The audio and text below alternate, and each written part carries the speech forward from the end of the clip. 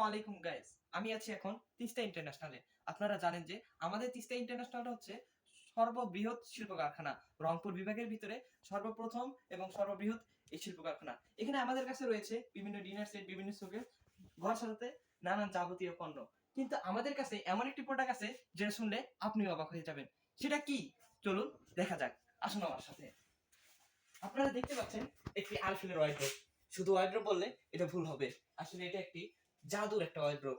আপনি যদি হাত দিয়ে ইশারা করেন এটা এই পাশে চলে আসবে। আপনি কি দেখতে চান? এই দেখুন, ওয়ার্ড্রোব প্লিজ কাম।